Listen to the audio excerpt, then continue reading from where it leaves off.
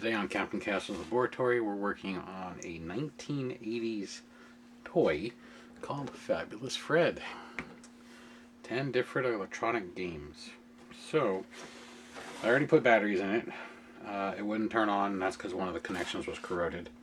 But it has its original box, which is disintegrating, the baseball card, the roulette card, the instruction manual, the tokens for the baseball and roulette, and of course the unit itself. So batteries are in it. I got it to turn on. This requires 2 Ds and one 9-volt. So take some juice. But you have 10 games. Organ, Music Machine, What's That Song, Memory Game, Mindbender, Space Attack, Submarine Hunt, Catch the Comet, Baseball, and Roulette. So I'm going to move the bulks. I was sent in because it didn't work. So cleaning the corrosion, I usually don't show you how to do that because I've showed it in many videos. Little knife and some rubbing alcohol and an old toothbrush, and you can get the corrosion off. But reading, well, there's not much of a manual. It just tells you how each game works. But if you do the follow the numbers to make the music, like Row, Row, Row Your Boat or Three Blind Mice, it says it's supposed to make a tone. I'm assuming that would be the speaker. But there is no volume knob anywhere on this thing, and it makes no tone. There's nothing. Here's the battery box. It's heavy because I just put a whole bunch of batteries in it. So I'm assuming we have a problem with the speaker. Hopefully it's not the circuit board. And also this off-on switch is really hard. You can see it flashing. So game 1 is what it highlights. So it's the same order as that. So game 1 would be the electronic organ. So I'd hit the select. Select lets me go through the different options. And it's kind of weird at first because this is not a standard 9 keypad. It goes 1, 2, 3, 4, 5, 6, 7, 8, 9. Morse keypads 1, 2, 3, 4, 5, 6, 7, 8, 9.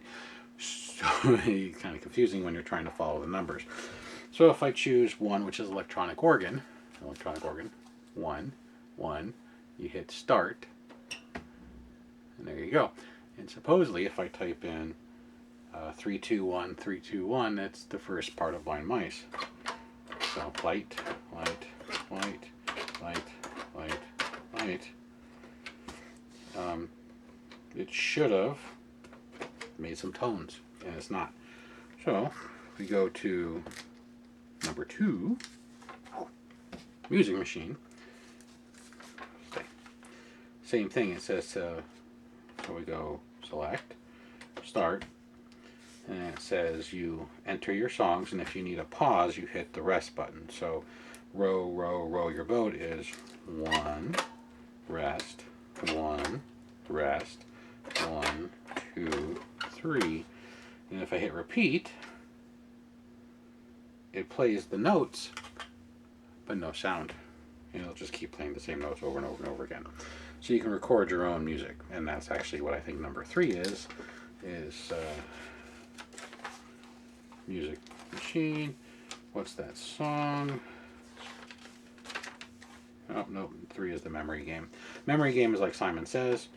So if I go to select, go to 3, hit start.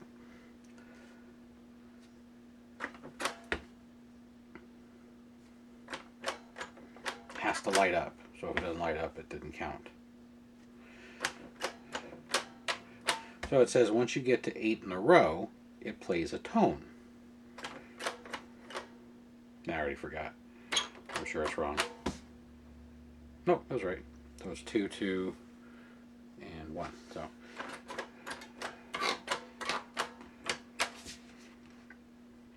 it will do the flashing, but it doesn't play the tone. We're almost up to 8. See if I can do it. I already did it once I got the batteries working. You do kind of have to press hard to get the lights to turn on. I'm not going to lie. It's not like it's light touch. This is old technology, you know. Back when you could throw it against the wall and the only thing that would happen was the battery box would open up. Now you take a modern game, throw it against the wall, and it shatters into pieces. I'm sure this would shatter now too because of its age.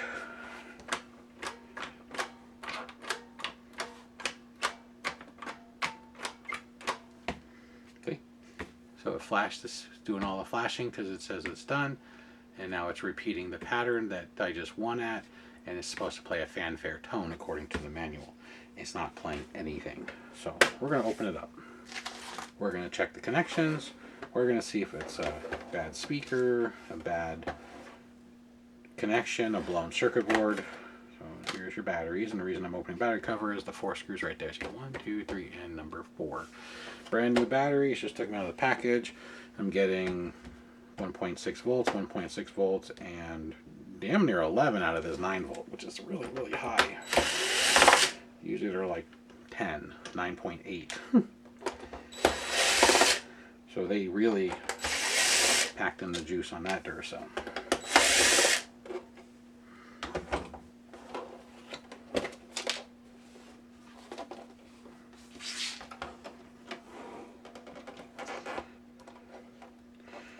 I've had a lot of electronic games when I was growing up in the 80s. I never had Fabulous Fred, so this is a new one on me.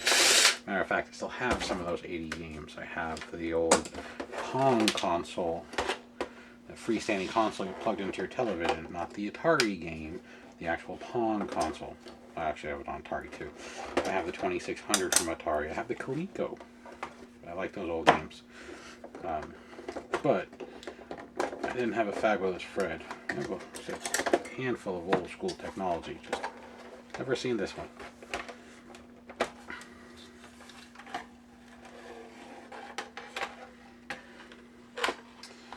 Here's our 1980s technology. Very, very primitive in today's standards. So, we have nothing spectacular. Here's our incandescent lights that make the keypads light up. So when you press on the button, you can't press in the center because you'll be pressing on the lights. You have to offset, so you press on these pins that press on these pads, which have springs that then make contact down below. Let's see, you should. Well, I took batteries out, it won't turn on.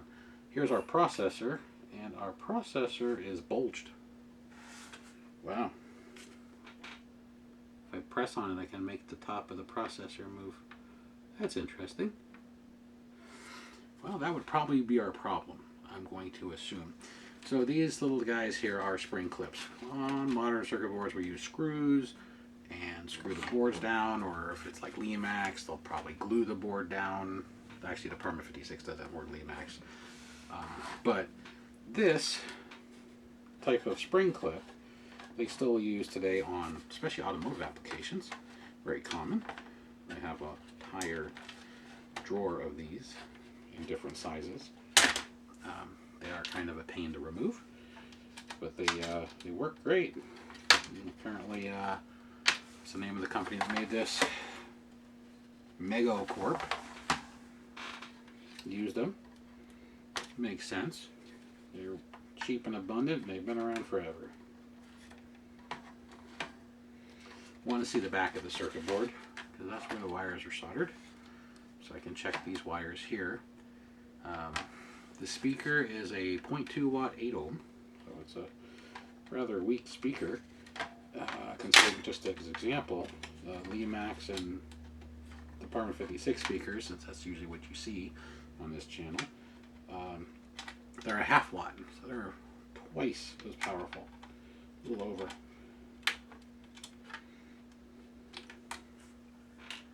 The problem with the spring clips is usually you end up breaking the plastic studs they're attached to, so I'm trying to do a little bit more carefully to not break these plastic studs, because that's what holds the circuit board in.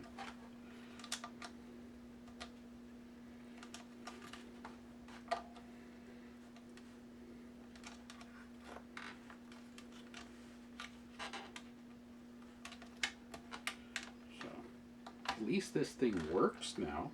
Now they've cleaned the corrosion off the battery terminals. You just don't have sound, so you can still play the games, you just can't hear the music. And you have to watch the flash patterns for the baseball to know if you won or not, because you won't hear the music celebrating your victory.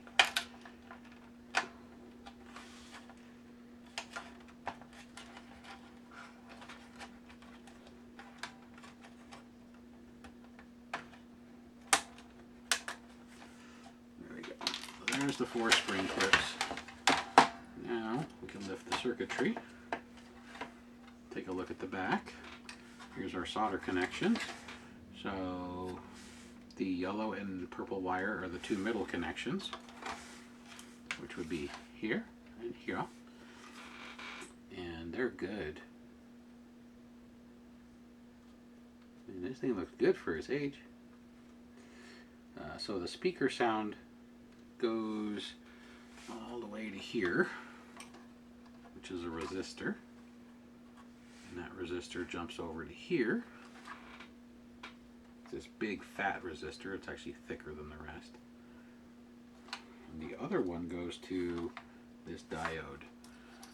And that diode branches off to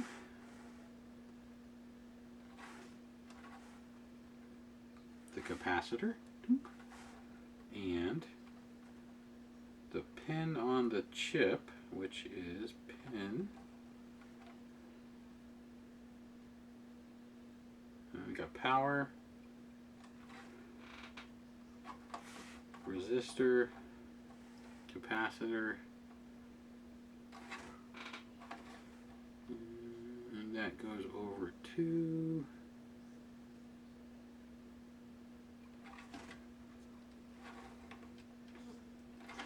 looks like this pin right here.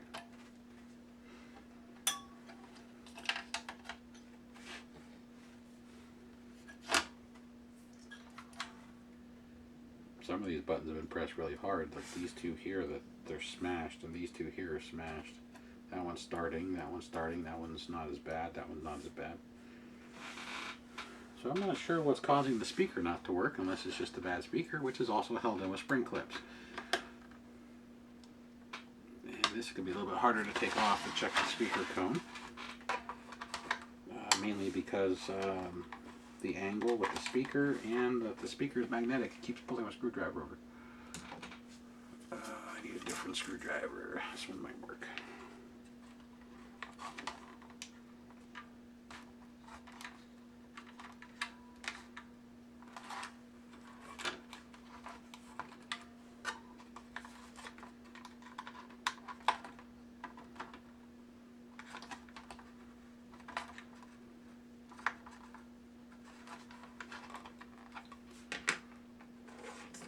This speaker is not only held in with the spring clips, it's also held in with some glue, which I'm sure at this age will easily pop off.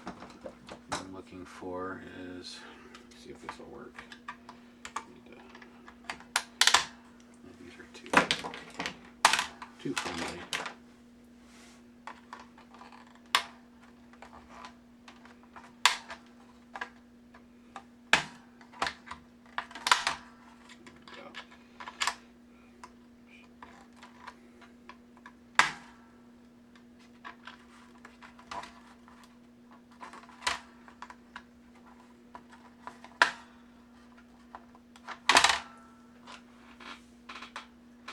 She's coming up slowly.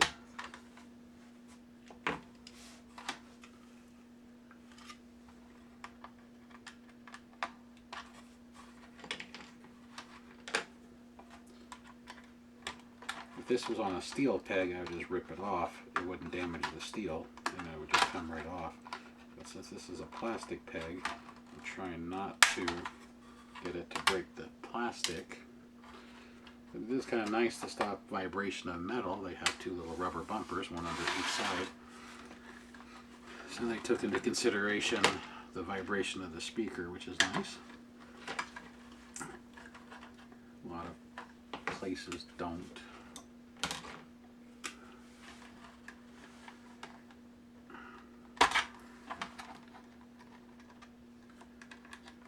Could be like the bell tower I did, where it was just a bad speaker, and that's the only thing that was wrong with it. That'd be pretty neat. Get this old machine back up and running and send it back to its person.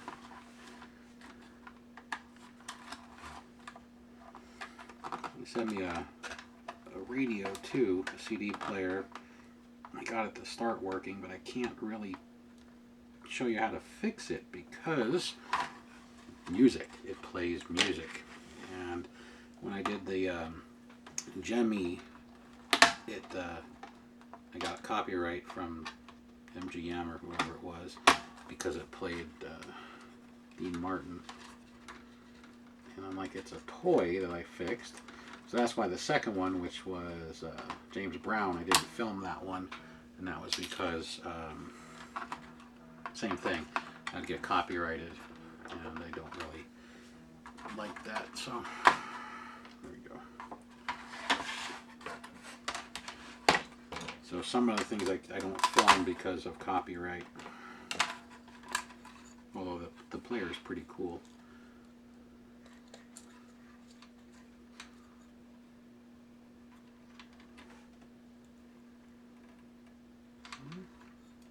I mean, the outer edge is peeled up, but that's not a big issue. The cone is still intact.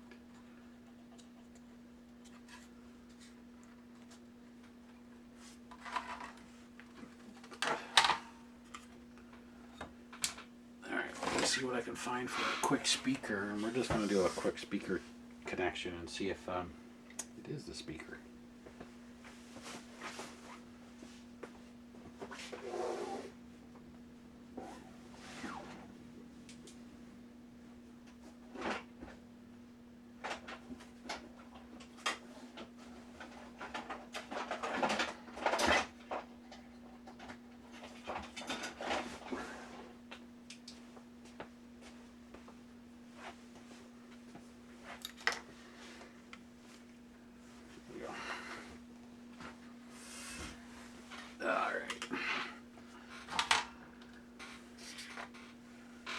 So, we got a speaker.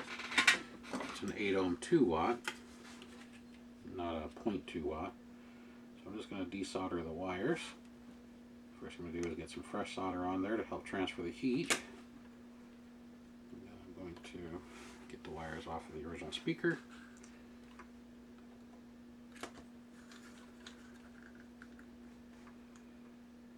Like so.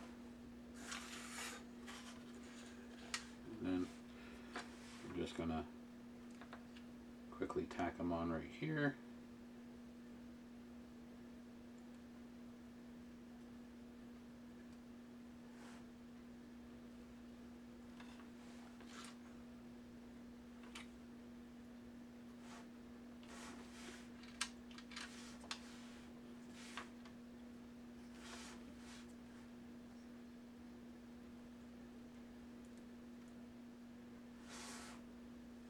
That. I forgot what Lemaxes came out of, but there's one Lemax that used this itty bitty high quality speaker, and I was really surprised to see it in there. Not a common thing to see. So let's get the batteries back in.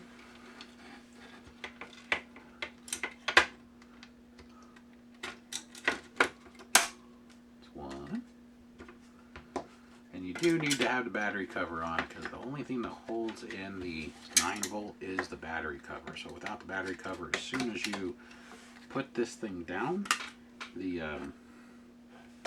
9-volt will fall out. So I put the battery cover back on like so.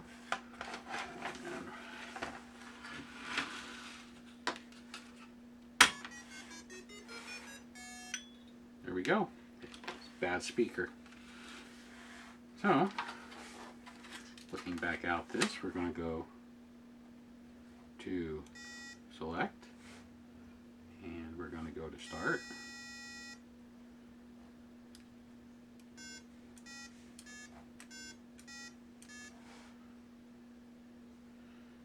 And then we're going to hit repeat.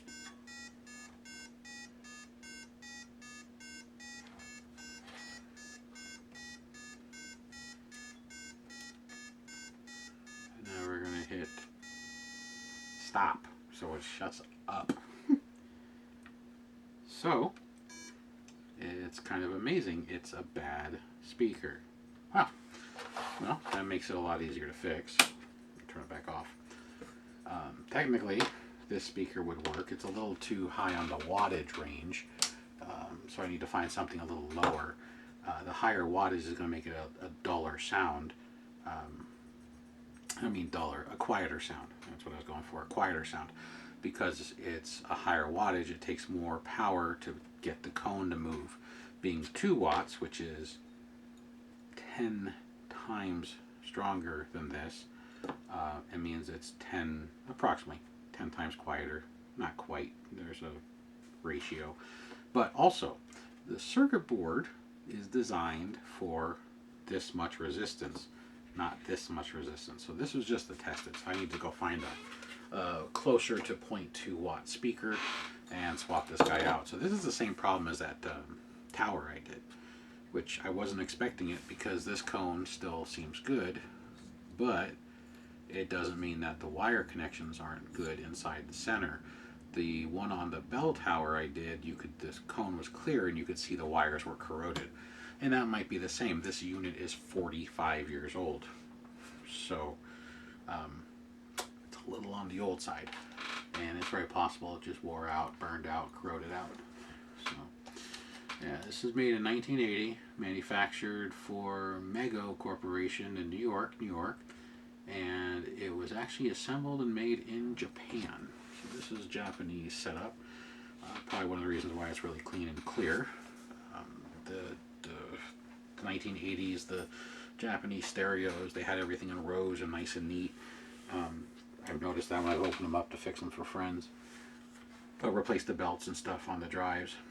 And one of the examples of that is if you look at all the color codes on the resistors, they're all facing the same way. And then when I've opened American ones, it doesn't matter. Resistors don't care either direction, but they're backwards and forwards, meaning instead of it going orange, orange, orange, green, they'll have this one flip so it's green, orange, orange, orange. And it doesn't look as good if you're one of those OCD people. And I noticed a lot of the old Japanese electronics, they kept everything very clean. As you can see, it's very well laid out. Everything's in rows. Beautiful. So, but this was apparently a Japanese toy made for the Mego Corporation, which I'm sure doesn't exist anymore. And for being 45 years old, I had corrosion on the terminal, on the positive terminal of the 9-volt battery, which is why it didn't turn on when it was sent to me. And we got a blown speaker. So I'm going to go find a speaker. It's probably not going to be a 0.2 watt. I'm probably going to have to use a 0.5 watt because that is the new standard or more common low-end speaker. And we'll reassemble it and we'll check it out again. So I'm going to go ahead and pause it and see what I can do. As far as the components go, this component, which is a capacitor, and so was that, neither one of them are bad. All the lights work, the transistors work, or else the lights wouldn't work, as well as the buttons pressing them. The switch is stiff, but it works. But what concerns me is the top of this chip, this plastic, is actually got a little dome in it. It's not really a dome, it's more like it's delaminated or warped up from heat, and you can actually push the top down. Very strange, but it works. It just shows you how old technology, as old as it was, and we all made fun of it compared to today's standards, is still very viable. But anyway, and it worked. I'll be back momentarily once I find a new speaker, get this thing back together. Okay, it's back together. I found a speaker. So here's the one I was testing with right here. It's a 1/2 watt, 8 ohm, 1/2 watt. Basically the same ones are Lee Max. It is a hair smaller than the other one, so I had to turn the clips in this way versus this way so it actually held the edges. And I put a little bit of glue on the top and the bottom just like the factory. So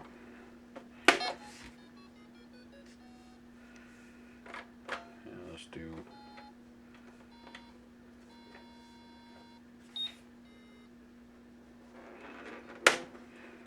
it turns on. There we go. Apparently I didn't have the switch all the way, and that's why it wasn't flashing the lights. So the switch is getting old and I don't have that switch. But if I go into start,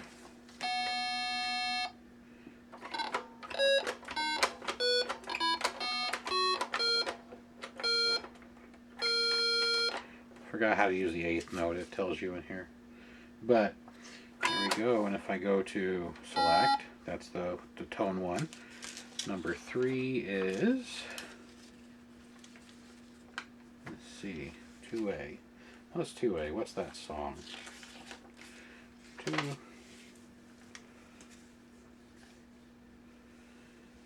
Alright. I don't care about choosing size.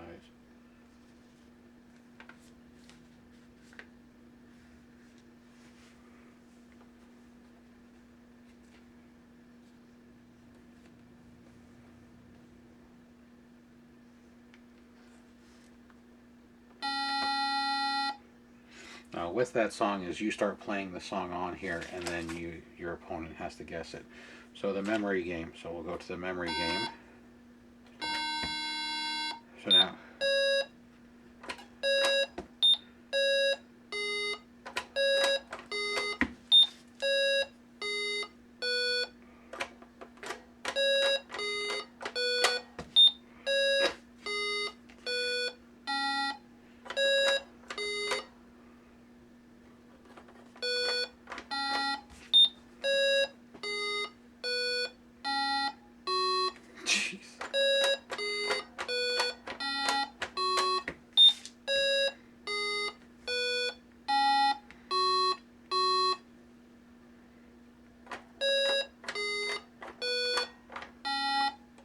Oh, I already forgot. It gets stuck. Yep. So that's what happens if you make the mistake. It does a weird machine gun sound. And I think that's what they actually call it in here.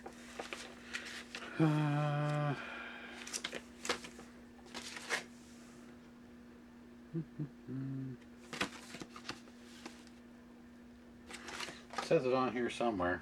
Oh, I think it's on the back of the unit. Yeah, it is. They call it a crashing sound, but it kind of sounds like a laser beam sound. So it now functions. So this thing only had 2 issues. Issue 1 is corrosion on the battery terminals. Again, I've shown how to do that before, but if you don't know, you just find the battery terminal, scrape off the heavy stuff with something. I used a X-Acto knife, then use a little bit of isopropyl alcohol, 91% or stronger, and use a Q-tip or a toothbrush. I use a toothbrush, clean it, and then once it starts eating through, use the scraper again to remove the excess, and you're fine. There you go. And then apparently the only reason this thing had no sound is blown speaker, probably burnt inside the cone. So it now has a 1/2 watt speaker versus a 0.2 watt or 1/5 watt speaker, and so it's not as loud, which is okay, because honestly those tones are annoying. The tones that follow are fine, but that beep in between to let you know it's starting the next one, kind of an annoying pitch. But if you notice the tones that it does when you match the numbers in the memory game are very similar to Simon Says. Probably, well, most definitely a different company. Simon Says wasn't made by Mego. So, but there you go. So if you have a Fabulous Fred, and your Fabulous Fred lights up, but it doesn't play sounds or it doesn't light up at all, check the contacts on your battery terminals, and take the 4 screws out, check your speaker. A cheap hobby speaker works fine. Again, most hobby speakers are 0.5 or 1/2 watt speakers. 0.2 watts are very hard to find, which is the 1/5 watt speaker. And it will fit in there. All you got to do is take those spring clips, and then instead of having them parallel to the speaker, turn them this way so it still grabs the edges, because they are smaller diameter now. And then still put a dab of hot glue top and bottom, which helps hold it. I put the rubber feet back in there so there's no vibration, since the new speaker is, well, new. And there you go. So that is what's inside of a Fabulous Fred, the ultimate electronic game from 1980, and what it takes to open it up and hopefully fix it. Everything in there is technically replaceable except for that big chip. That big chip you might have a hard time finding. Somebody might have it out there. There is a part number on the top that you can cross-reference if you have this unit and you want to restore it. But resistors are everywhere. Capacitors, same thing. Even those little incandescent bulbs, those are the same incandescent bulbs that Mr. Christmas uses on their carousels. They've been around forever. They still have them. Even you can get the shorter version of these Christmas light bulbs, which you might be familiar with if you have Lemax. They go into 6-volt houses. But this is just one that it works. It's just I didn't glue it back down. But the point is it's mostly all replaceable. Hardest part to replace is going to be that switch. Try not to break your buttons. But other than that, you're good to go. So there you go. There's the video on the Fabulous Fred. So he's fabulous. And it's really interesting. Just as a side note, it's got instructions in here. It's got instructions on both of these. And if you forget, they're stuck on the bottom. So you can't say, oh, I lost the instructions on how to use the machine. Just turn it over. Because you get 3 sets. And I don't know, but for roulette and baseball, here's your roulette pieces and your baseball players. So here's your little baseball players with your batter on it. There you go. So it's kind of interesting. Not gonna lie. But anyhow, thanks for watching. Till the next one. Have a good one.